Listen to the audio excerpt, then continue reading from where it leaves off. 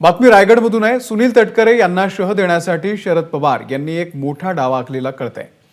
सुनील तटकरे यांचे मोठे बंधू अनिल तटकरे यांनी आता शरद पवार गटामध्ये प्रवेश केलेला आहे। अनिल तटकरेंवरती महाराष्ट्र प्रदेश उपाध्यक्ष पदाची जबाबदारी देण्यात आलेली आहे। पक्षप्रवेशाच्या वेळी प्रदेश अध्यक्ष जयंत पाटील यांच्यासह शेकापचे आमदार जयंत पाटील हे देखील उपस्थित असतील।